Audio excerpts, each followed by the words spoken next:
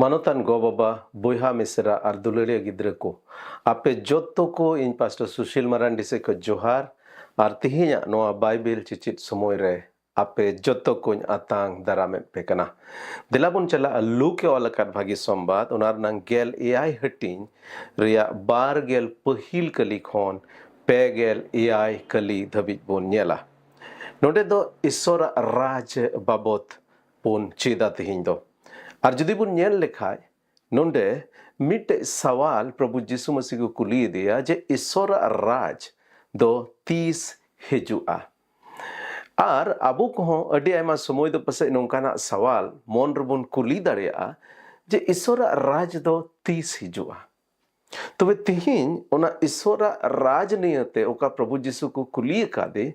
ওনা নিয়তে গে তিহিন মিনবার কথা বন চেদা আর যদি বন নেল লেখায় সরিগি ধরতি রহ আড্ডিতে আড্ডি আইমা হড় নোয়া কো মেনা আরে যিশু মসিমায় মেনাকাত উসরাগিন রুয়াড় হিজুক কানা উসরাগিন রুয়াড় হিজুক কানা 30 উনি দে রুয়াড় হিজুকা তবে তিহিন দো ওনে ওনা সওয়াল নিয়ত গে মিদবার কথা বন চেদা আর যদি আমা মনে রে তিহিন নোয়া সওয়াল মেনা যে ईश्वर রাজ দো 30 হেজ রুয়াড়ওয়া সে 30 হিজুয়া যদি নোয়া সওয়াল আমা মনে রে মেনা খান তিহিন ईश्वर बाबा कथा खय नोआम चित दाड़ेआ जे ईश्वर राज दो 30 हिजुआ आदो दिला बुन चला नोंडे पढ़ाव आंजोम बुन कना नोंडे मेंदा आदो फरीसी को मुदरेन आदम को दो ईश्वर राज 30 हिजुआ मेनते को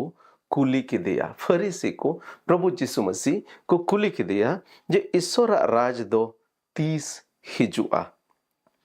Unre Jisui ror rurat kuah. Isora raj hijuk re jahan cinha do bang nyeloa.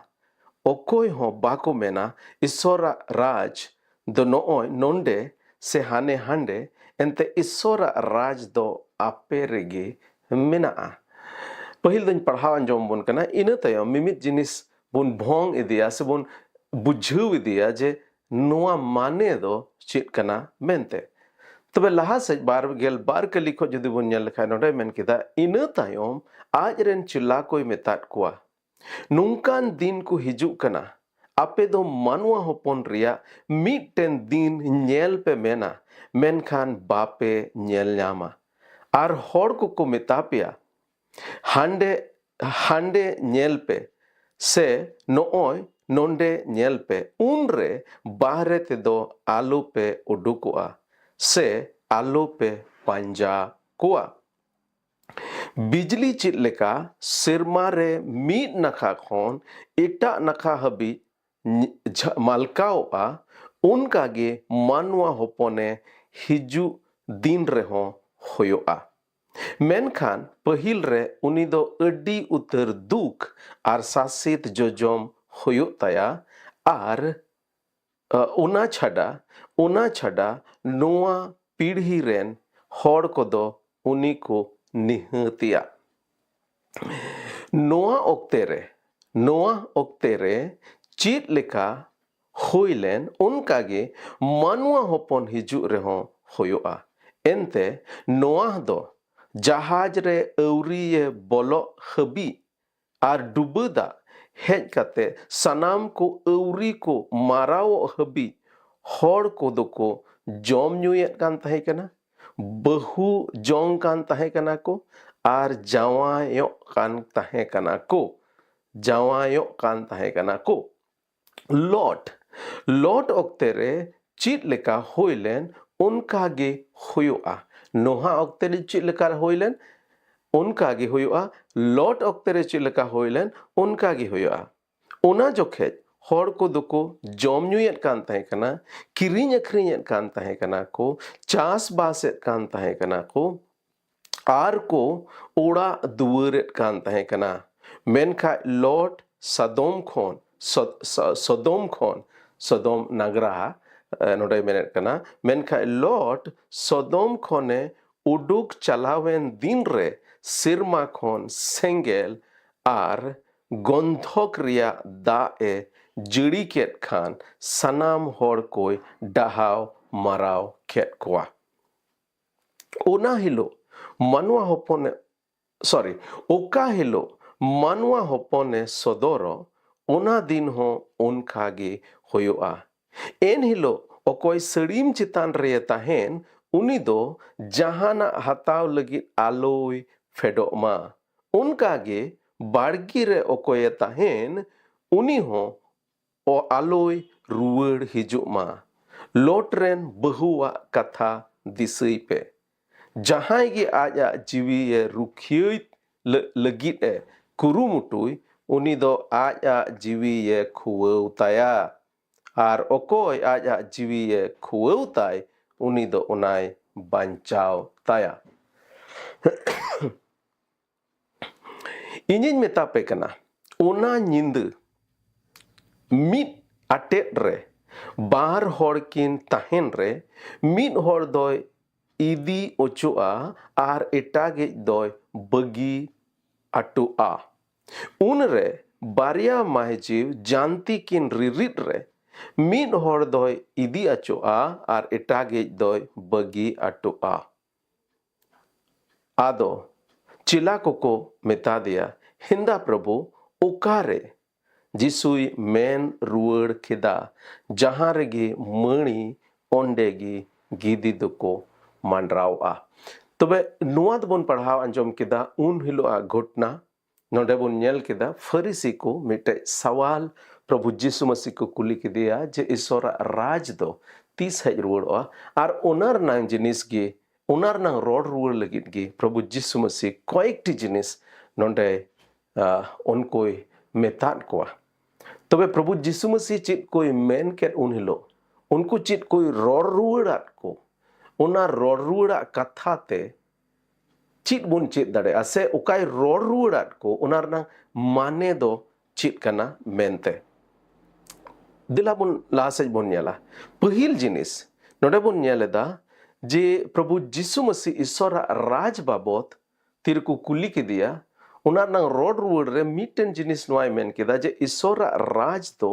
आपे रे मेना जुदी नोडे बुन नेल लेखा गेल मिट कली रे नोडे मेनेदा ओकोय हो बाको मेना ईश्वर राज दो नोय नोंडे से हांडे एंते ईश्वर राज दो आपे रेगी मेना नोआ धरती रे तीन धबी बुन ताहेन अडी आयमा होड़ा नोआ साना होय काना चलावेन दिन करे से हिजु कान दिन रे होयुआ जे ईश्वर राज जुदी नोआ धरती रे हेज लेन खाय तीन मौज होयुआ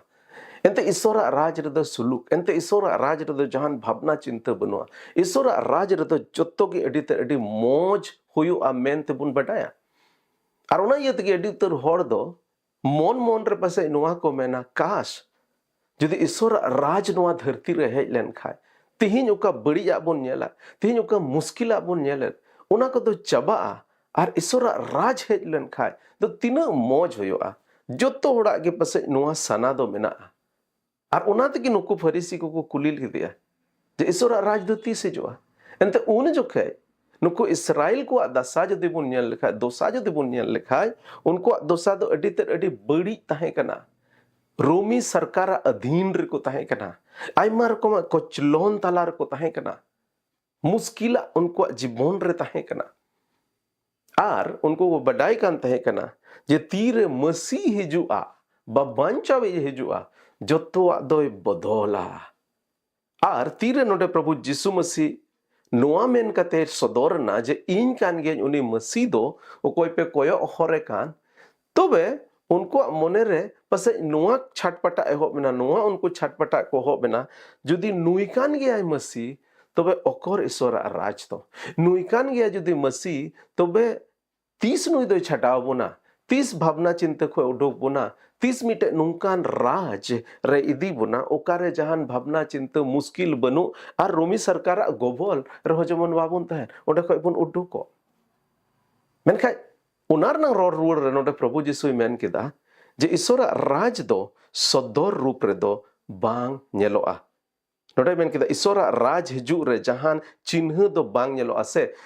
इंग्लिश नंग ट्रांसलेशन रे बुन नेल लेखाय से हिंदी ना ट्रांसलेट बुन नेल लेखाय प्रगट रूप रे दो मिटे बांग नेल न्यामो रूप रे नुआ धरती रे दो बांग हेजुआ ईश्वर राज दो नुआटा धरती रे दो बांग हेजुआ ओकारे हेजुआ नवा सेरमा नवा ओतरे हेजुआ नुआटा धरती नुआ कई धरती नुआ दो मिद दिन हिलो चबा आर नवाना धरती हेजुआ नवाना धरती रे असोल ईश्वर राज दो हेजुआ मेनखा नोआ धरती रे दो सदोर रूप रे नोआ धरती रे दो नेलन्यामो रूप रे ईश्वर राज दो बांग हुआ बांग हिजुआ मेनखान नोआ धरती रे दो ईश्वर राज दो मानवा को अंतर रे हिजुआ ईश्वर दो नोआ धरती रे दो बाय राजा ईश्वर दो आमा अंतर रे राजा ईश्वर दो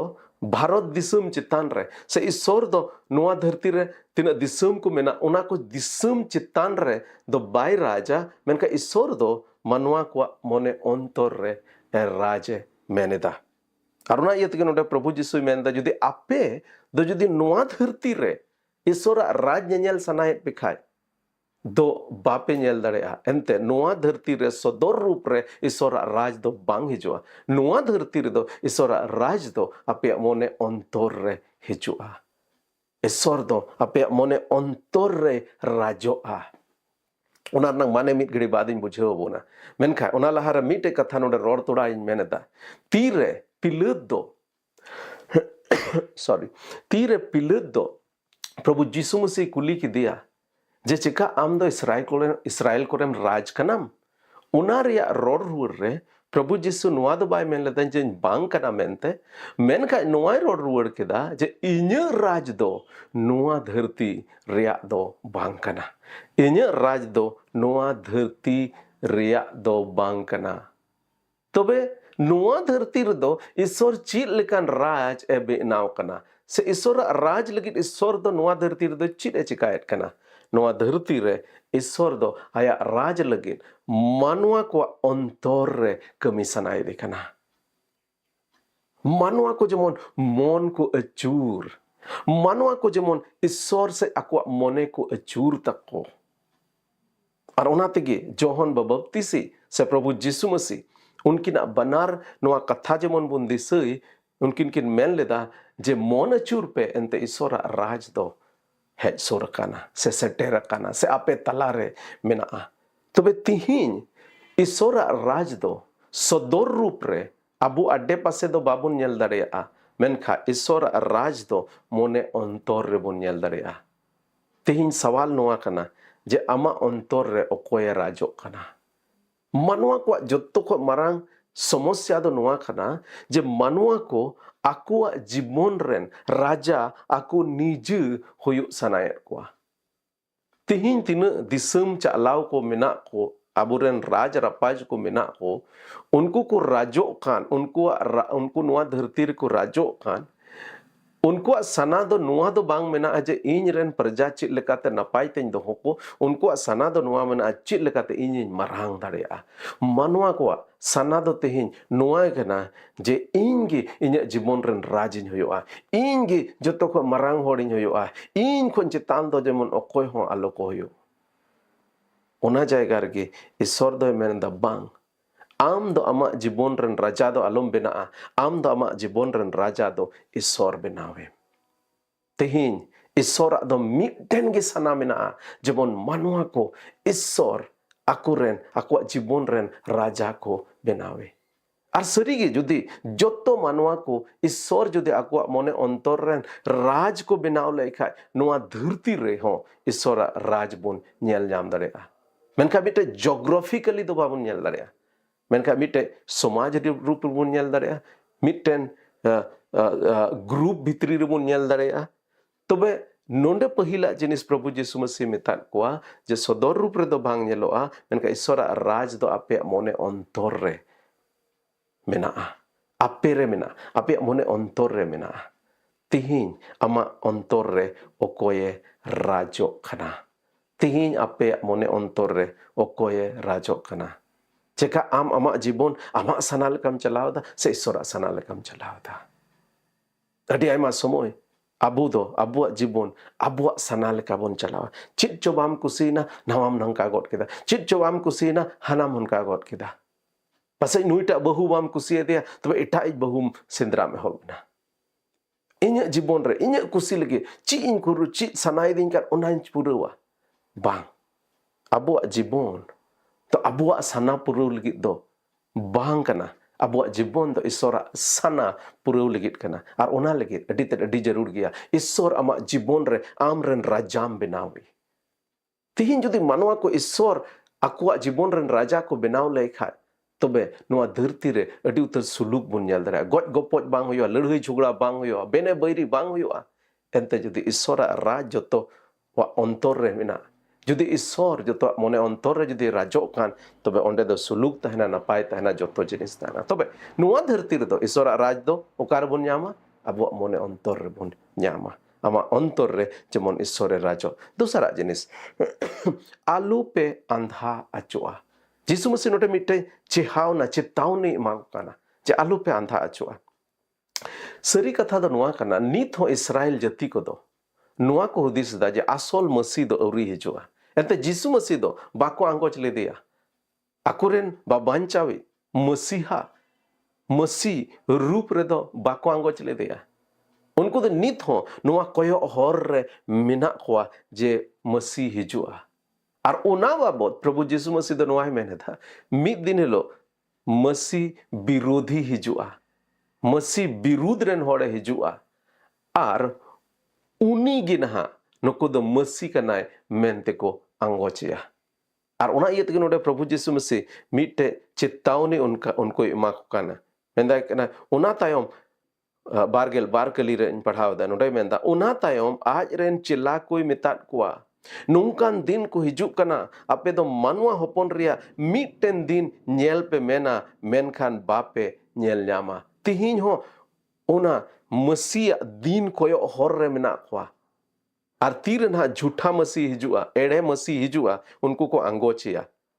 ar un hilo nonde bargel pekali re menda ar hor ko metapia hande nyelepe se nooi nonde nyelepe un re bahrete alope udukwa se alope panjakua tire ere masi hijua tire ha ere masi hijua babanchawi hijua uni menaka inkan gian ar un juke hor ko mena nei nande masi nyelepe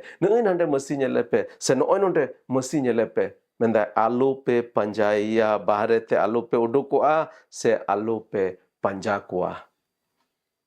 mid din hilo ere masi hijua alope panjaya ente seri masi doi hejnai babanchaw ilang banchaw nang kami purau kita ar mid din hilo ar hoy hej ruodoa tisara jenis node bon chit darea sodor rupre isora raj do masia hej ruodo khon ehoboa chika sodor rupre isora raj bang hijua menkai onen men ke leka nuwa dharti re do bang ona lagit isor baba do nawa serma ar nawa o terenang galmarau kada ar isora una raj oka raj pragat रूप रे सदर रूप रे ओका isora raj hejo ona do oka hilo khoi hobwa oka hilo khoi masi hej ruoda bargel pun kali re ona tigi nonde Prabhu Yeshu Masih menda bijli chit leka serma re mid nakha khon eta nakha habi malkawo unkage manwa hopone hiju din ho hoyoa tire Yeshu Masih ar hoy hej ruodoa un hilo de chit leka hoyoa ekdom chit leka serma re bijli malka ona de joto hor bon nyel daria unkage sodor रूप रे joto hor talare Yeshu Masih hej ruodo do sodoroa hite sodor रूप रे यीशु मसीह do ar hoy hej ruodoa प्रभु यीशु मसीह पहिल धावे hejna manwa ko banchaw ko lagit abu manwa kui ko aj chitan re ladena daneina cruise kater ko dane ki de gojena topa ke de ko tesare lo goj ko ne jiwut birit na pungel din hilo pungel din dabi aj ren chilako sawe tahena ina tayom sermate rakabina artire sermate rakab kan the kana nuko aj ren chilado uni ko koyo khade rakab chala kana unre serma gudit sodor kate unko chilako nuai metat kwa je e galili ko chida nungka do pe koyo et kana jisu masi chot te pe koyo rakap got kai kana nui jisu masi chit leka pe nyele kan serma te rakap kan unka ge mid din hilo ar hoy hej ruodo ar pase ona babot gi node Prabhu jisu masi meneda chit leka bijli serma re malka unka ge manwa hopon hej ruodo re hejua tire Prabhu jisu masi na hej ruodo chit leka ko nyel got kade sodor रूप re उनका गे आरहों हिजुक कान धरती rain होड़ को nyel dareya menday jisu masi mid din lo hej ruodoa ar sodor रूप रे hej ruodoa menkhan monegel barger monekali ren way menda menkhan pahil re uni do adi utar duk ar sasit jo jom hoyu taya ona chada noa pidhi ren hor ko do uni ko nihutia badai gya bon noa ghotna do jisu masi auri guju ria ghotna kana ar jisu masi node ar midom aya guju babote ror laha keda men keda una din hiju laha re pahil chit hoyoa pahil do noa hoyoa je uni duke sahawa uni ko sasetia ar ona chada kate uni ko nihutia gojeya ko topa achua tesare lo goj ko kone jiwut biredoa ar serma te rakabwa ar mite somoy tahena ar ona do kelisia rea somoy jodi abu thai tahen kana muchit re ona katha ar hoin thoda bahutin lay abuna je mare niyom ar nawa niyom ar ina tayom chileka jisu masi hej ruodo ona babot jodi somoy tahen khai thoda bahut na in lay abuna men khai nonde prabhu jisu masi menata hej ruodo en tiran hai hej ruodo ina tayom isora raj do nawa serma ar nawa otre hoba menkan ona lahare duk sahaw yote ona sahare sa situ ai goja chuai topa chuai tesar lo goja kona jiwut peredo ar ina tayom isora raj noa dharti re uka manwa ma ontor re ehop ren menket manwa ma ontor re isora raj tehin do bun nyel daria tehin do isor manwa ko wa ontor re rajo sanai de kana nuwa memen sanai de kana je isora ontor do jemon sorry manwa ontor do jemon isor ko amai to isora raj do masia hej rulo kon ehobwa ar uni do sodor rup re hej ruwa masia hej rulo ria chinha nonde baria chinha bun nyel daria kana prabhu jisu mase nonde baria udaharan lay kida mendai noah do mite noah nyutuman mite nu hindi te nu se english te noah nyutum ar santale to nonde noah ke menda tebe noah okte re chit leka noah do uni hore tahe kana tire isor babai meta de kana dharti do in do bodi dakte dubu dakte khotom marau ko manma ko marau ko menka am lagi mite jahaj bename ar onare am ar amren gharonj ren hor ko ar januar ko aimar kom januar ko unko onare bhorau kom ar enate min do badi da nya guya noa do itihas re bun nyella noa badi da do bible re ya genesis unar nang turui heting re bun nyel dare kana chit leka badi da he yan tobe nodai menda nohawa din re chit leka hoilen unka ge na manwa ma hiju ruwad aro hoyoa una sunga mita compare kada juri kada Mirukom te noa do mite chinhu lekai lay abon kana se abui somtoret bona je unia hej ruwado do chit leka hoyo amente tobe nore jodi bon nyel leka bargel turui kali koin padha anjomon kana nore meta noa oktere chit leka hoilen unka manwa hopon hiju re hoyo ente noa do jahaj re eurie bolo abi re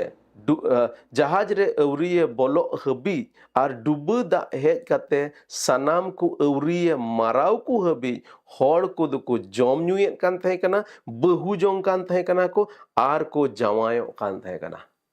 merna mane do chet kana merna mane do noa kana je jibon do adi tar adi normal tahena jotto jinis gi adi tar adi normal chala manwa ko do akwa jibon rege ekdom akan ko tahena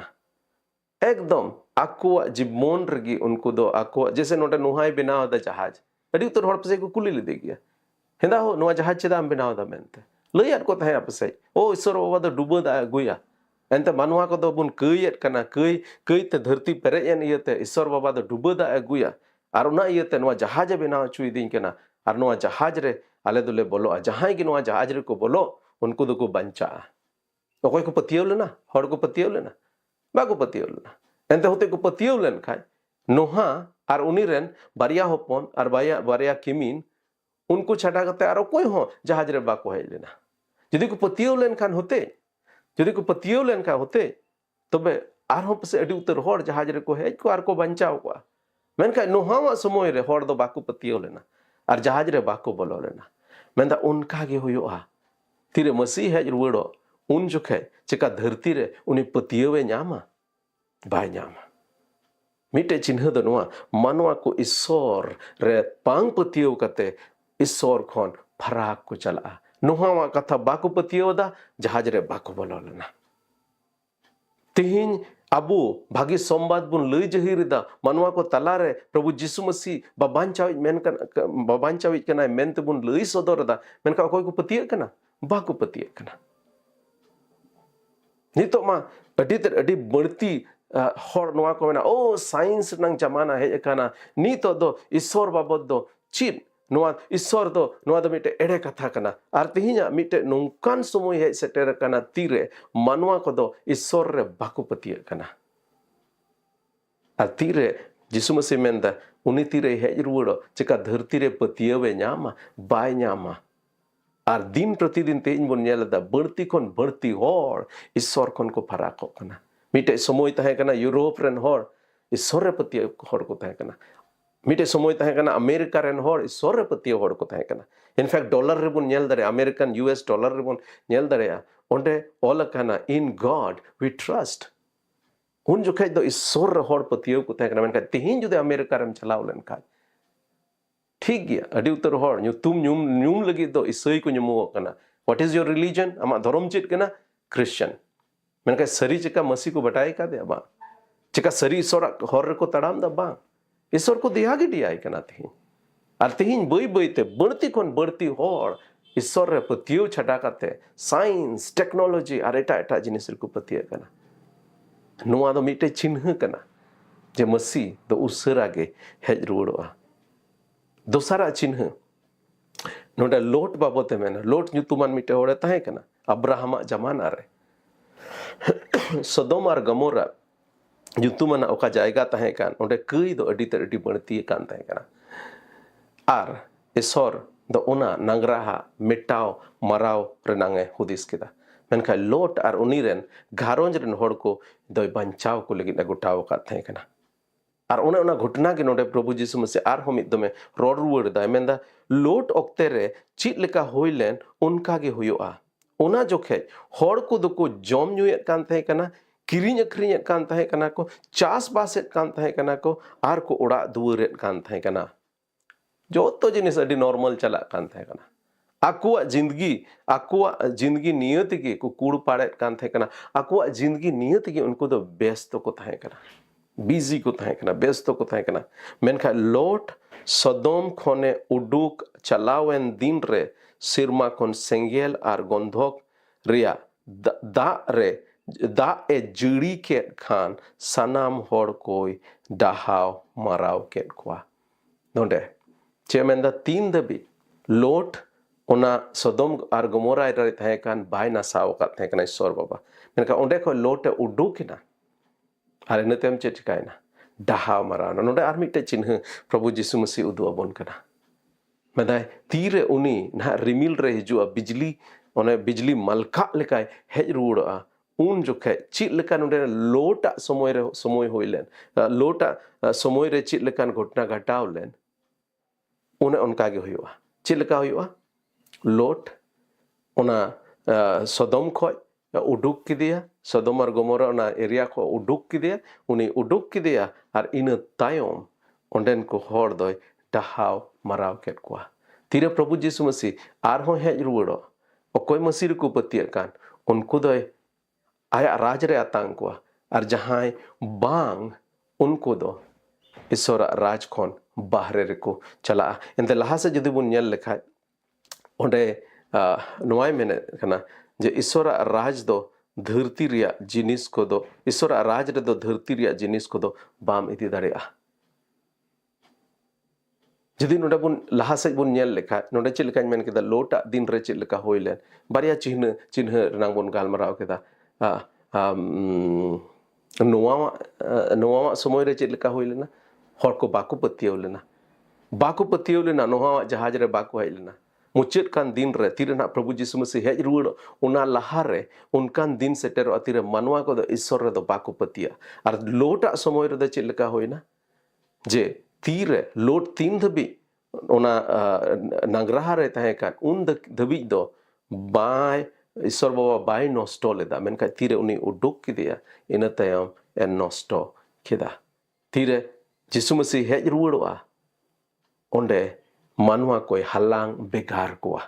Chilka लोटे बेगार किदे लोट दो ओना नष्टोय लहा ओना सदोम और Gomorrah नष्टोय लहा रे चिका केदा ईश्वर बाबा लोट दो उडुक किदिया ओंडे खय आर इन तायम ओंडे ओना नांगरा हादोय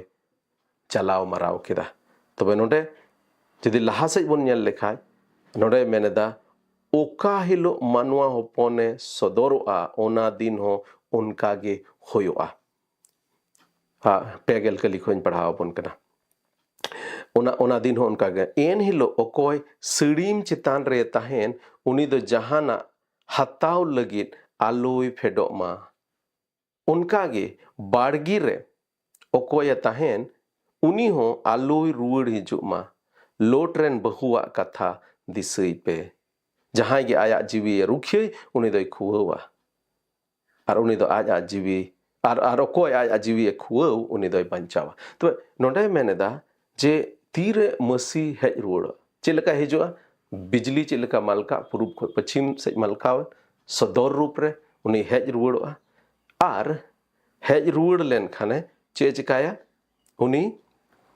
jahai masir ku pati una laha se na bun nyala jahai masir ku pati unku doi halang begar kuwa chilaka lote begar ki delika unka ge masiren pati ku doi halang begar kuwa ar nodai meneda tire masi hiju tire una sodoren masi hiju kana serma re hiju kana ado alum mena je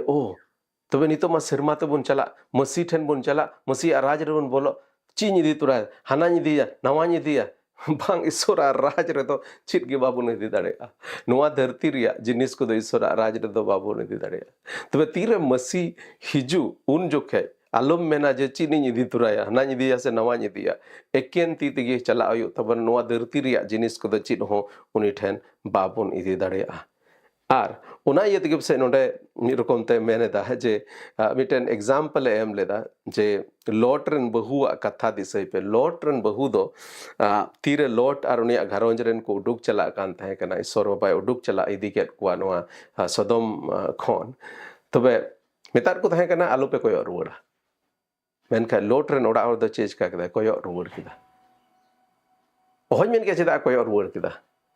चेका नोआ by पतियोलना जे सरीगी उनी नष्टोयदा ईश्वर बाबा से by नष्टोयदा कोय रुवड़ लगी उनाते कोय रुवड़ लदा ओहबुन main किया ईश्वर कथा रे चिन हो बांग ओल कन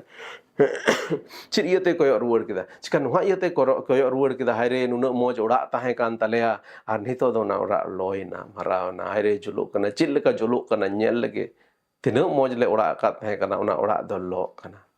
उना नेल लगे कोय रुवड़ किदा ओहन मेन किया चित लगे कोय रुवड़ किदा अंत बाय भेल उना दो बाय मेता बुन कना जे बाय ले अबुन कना चिदा कोय रुवड़ किदा मेनका कोय रुवड़ के ते चित होइना उनी दो बुलुंग रेन मिटे खंबाय बनावना आलम कोय रुवड़ा आलम कोय रुवड़ा धरती रिया जिनिस दो आलम बेंगेट अत्तामा तीरे प्रभु यीशु मसीह हिजु कान आबो जहां बुन पतिय कान जे प्रभु यीशु मसीह हिजु आर उना साउंड के रिमिल रे हिजु कना आबो रिमिल रे बुन रकाब उनी बुन उनिस के बुन न्यापाम उन हिलो धरती रिया जिनिस दो आलम बेंगेटा से धरती रिया जिनिस दो आलम कोयो मेना हायरे सेरमा ते चित को निदी थोराया नोआ जिनिस अडी दाम तेन किरिंग लेदा नोआ सोना से रूप से हाना से नावा इदी तुराए बांग नोआ धरती रिया जिनिस दो चित हो बाम इदी दरे ओना तक नोटे मेनेदा तीरे मसीह हिजु उन जोखे बाड़गे रे मेनाम ओड़ा ते आलम बोलो सड़ीम रे मेना आलम फेडोआ अंते धरती रना जिनिस दो चित हो बाम इदी दरे सेरमार ते दो एकेन ती तिगी बुन चला उनाते नोआ धरती रे तिना बुन कमावेट कान धरती रे तिना बुन कूड़ पाड़ेट कान धरती रिया जिनिस दो धरती रे गी तहेना आर सेरमा रिया जिनिस दो सेरमा रना जिनिस मिद रकम ते ओका मोने अंतर रे ईश्वरा राज कथा ईश्वरा हुकुम बताओ ईश्वरा सना पुरु ओका बुन चिकाव का अबो मोने अंतर रे उना नियत गे अबो दो सेरमा ते दो बुन चला मुचर रे ईश्वर दो मानुआय halang begar kuah ईश्वर दो मानुआय halang begar kuah ओकोय अंतर रे मसी राजो कान उनी दो मसी आया राज रे अतांगिया जदि लहा से पेगल पुन कली खय बुन पढ़ाव लखन ओडे मेदा इनिन मेता पे कना उना निंद मिट अटेट रे बार होड़ किन ताहेन रे मिट होड़ दोय इदी अचुआ आर एटागे दोय बगी अचो मिट अटेट रे दो कोय को गितिया बहु जवाई को गितिया ऐसे बा जुरी परी को गितिया नोडे मेनेदा जे उन हिलो ओका हिलो प्रभु यीशु मसीह हिजु उन हिलो पसे जुरी परी किन गिति जकाना मिटेन दो इदी अचोइना मिटेन दो बगी अचोइना मिटेन दो ईश्वर राज रे बोलोइना मिटे दा ईश्वर राज कोने फराकेना बहु जवाई किन ताहे कना जुरी परी किन ताहे कना मिटेन दो इदी अचोइना मिटेन दो बगी अचोइना चेदा एंते मिटेन दो ईश्वर राज आया मोने अंतर रे जुगाव लेदा आर मिटेन दो बा मिटे दो मोने अंतर रे ईश्वर राज ले दिया मिटेन दो बाय राज ले दिया तेहिं आम मोने अंतर रे ओकोयम राज का दिया ईश्वरम राज का दिया से बाम राज का दिया जदि ईश्वरम राज का दे तिन लो मसीह हिजु आम दो इदी अचुआ आर जुदी ईश्वर बाम राज अकाद आमा अंतर बगी अचुआ अड़ी उतर नोंकान होड़ मेना को आले मंदिर को रहो गोगो होड़ से बहु दो मिद रकम ते मसी रे पतियो कना जवाई दो वाई पतियो कना मिद होड़ दोय इदी अचुआ मिद होड़ दोय बगी अचुआ मेदा उन हिलो आर बारिया माय जीव जानती किन रिरिट रे निया को जमाना दो होन मेन के जानती दो मिना से बनुआ हले कटी ले तहे कान जुखे दो जानती तहन कान तहे कना आर इन गोगो दो जानती रे दिल रिडेन कान तहे कना आर इन दो उनी साव सावते ना दिल रिट इन चला कान तहे कना राहिड़ रिडे दिया होड़े होड़े दो बइन दिसे दो होड़े दो रिडे को रिडे तहे से बान जानती रे मेनखा ये राहिड़ जानती रे कान थे कना आर इन दो उनी सावते चला कान थे चेदा राहिड़ जम अडी अडीन कुसिया कान थे कना तो हंते रिरिट कना आर इन दनाते राहिड़ इन जमेन कान थे कना अदो बारिया होड़ मेन नोडे जानती किन रिरिट कना मिन होड़ दो इदी अचुआ आर मिन होड़ दो बगी अचुआ आर मिन होड़ दो इदी अचुआ आर एटागी दो बगी अचुआ आदो चिला को मेता दिया हिंदा प्रभु ओकारे जिसुई रोड रुआड़ को जहाँ रे मणि ओंडे गे गिदी दको जारवा जहाँ ठे गज हड़मो मेना मणि मेना ओंडे गे गिदी दको जारवा तार माने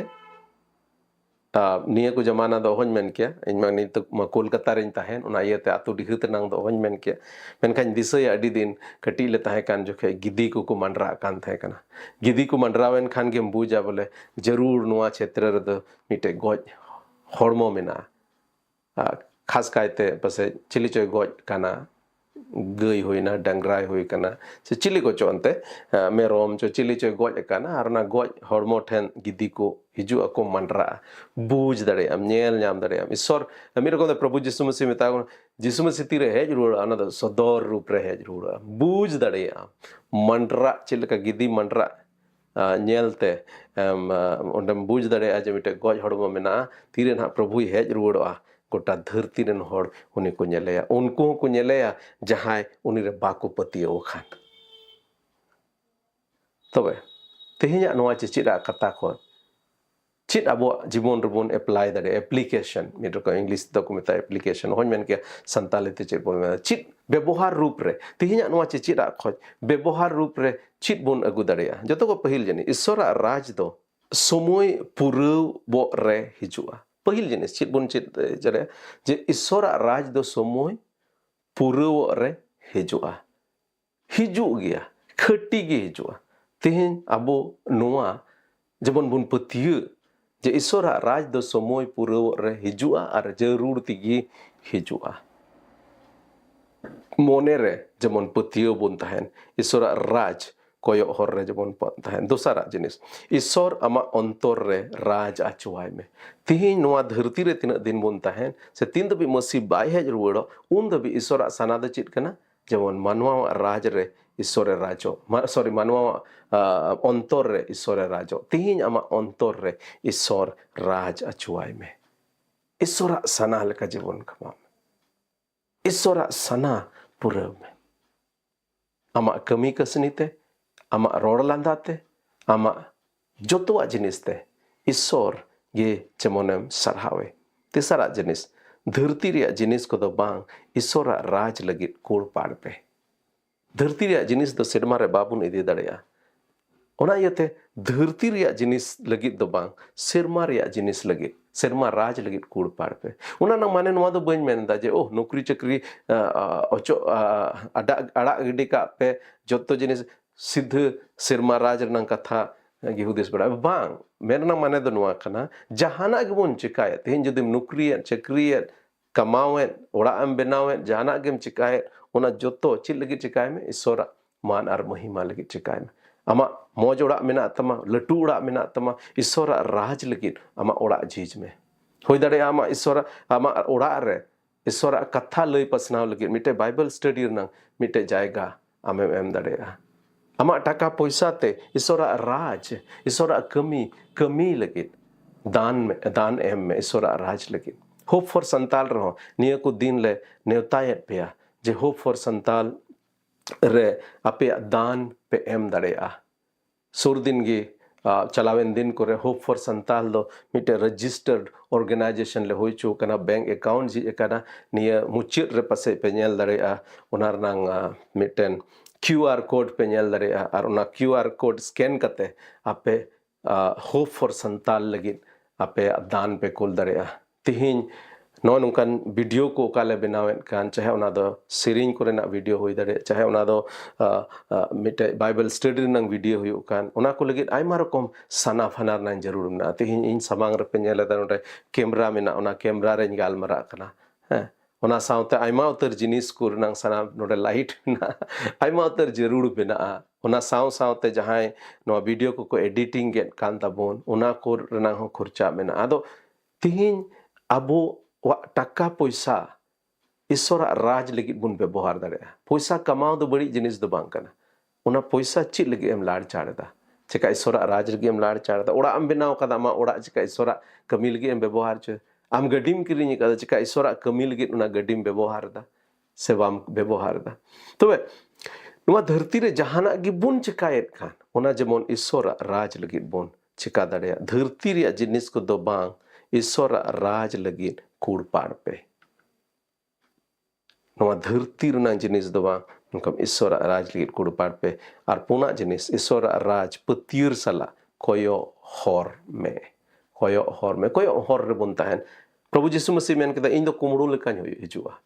उना समय हिजुआ तीरप से आम दो बाम कोयो हरेन कान और आइमा उतर नौकान एग्जाम्पल प्रभु यीशु मसीह एम काट बना कारे मेन कदा जे उन जो खेत की निजो अतीन जो खेत पासे आम दो बाम कोयो हरेन कान और उनाते जेमन संतोर खाय बोनता है कोयो हर रे बोनता है नोआ दो आलो बोन मेन ओ प्रभु यीशु मसीह अड्डी दिन को मेन दा हिजु कना बाय हिजु कना को बड़ा बाय हिजु चो चित चो हिजु गया जरूर के हिजु गया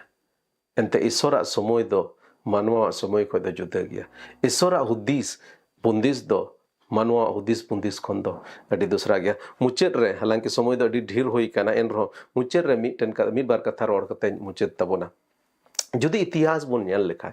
इतिहास रे जुदी बुन नेल लेखा ईश्वर बाबा चे लेकाय कमी कादा उना बुन नेल दाड़ेया तीरे मानवा सिरजेउ केट किना उना खन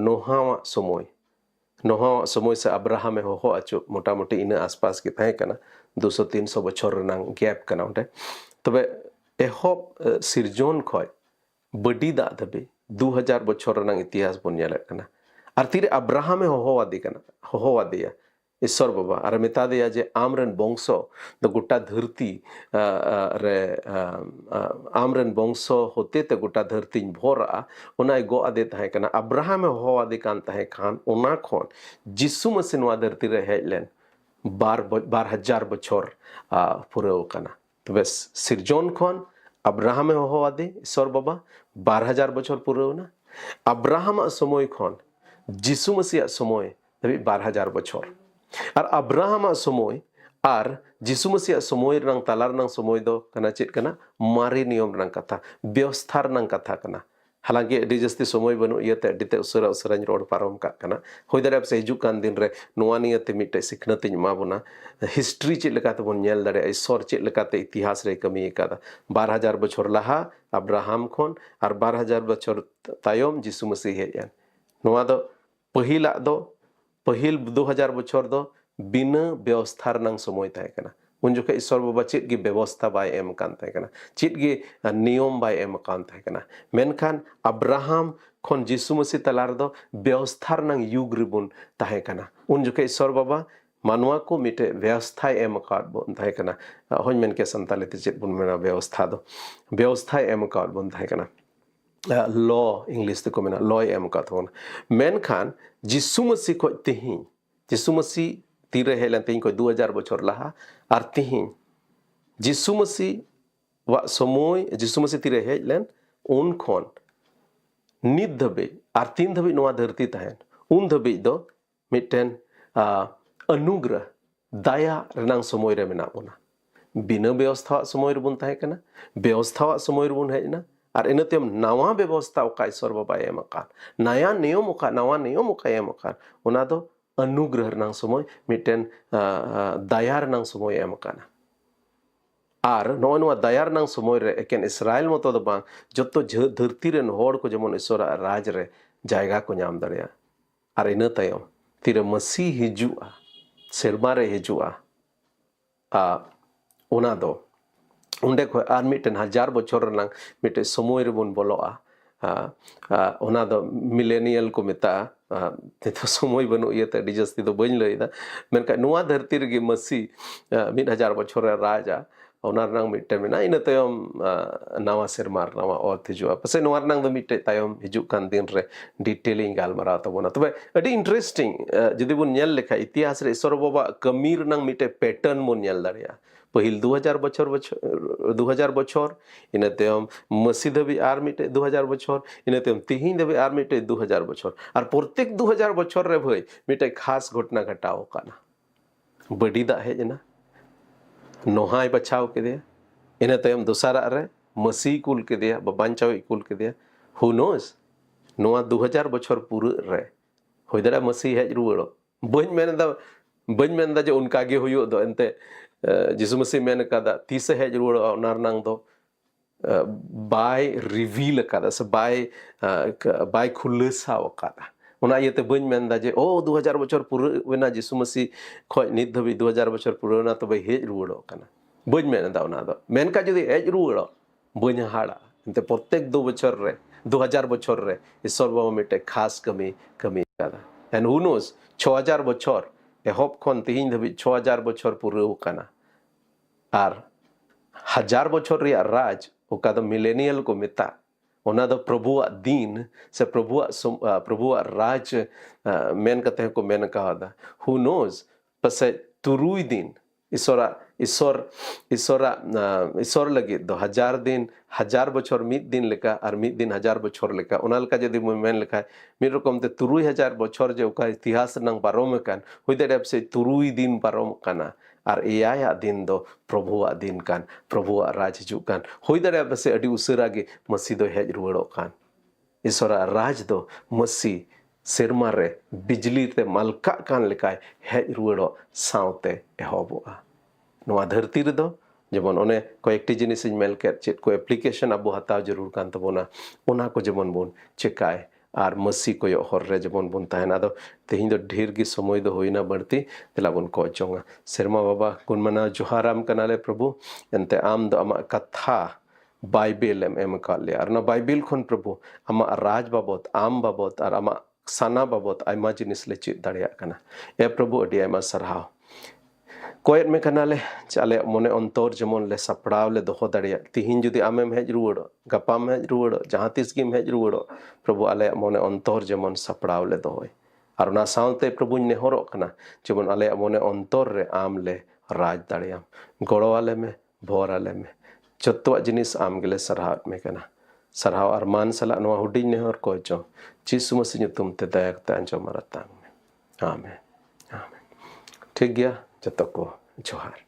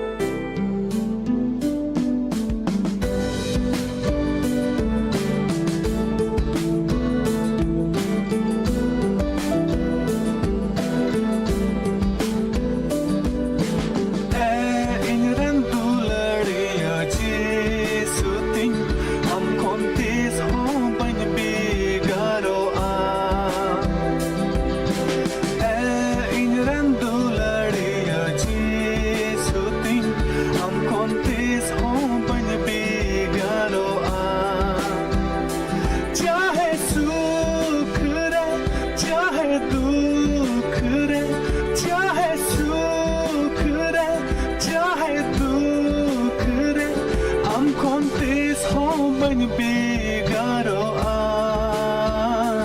am kontis home when you bigaro am kontis home when you bigaro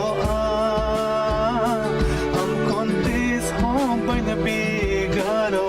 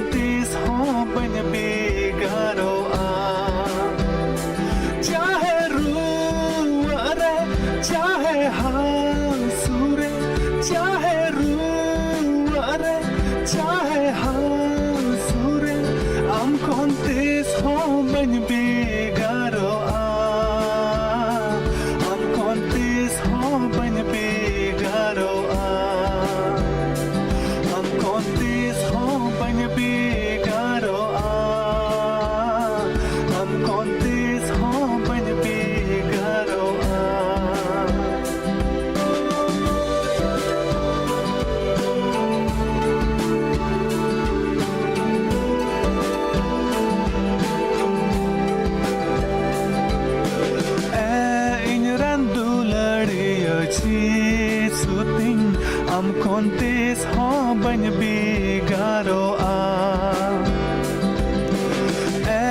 inran duladiya Jesu ting am kontis home when you bigaro chahe rangare chahe titangare chahe rangare chahe titangare am kontis home when you bigaro am kontis home when you bigaro am kontis home when you bigaro am kontis home when you bigaro inran duladiya Jesu ting am kontis home when you bigaro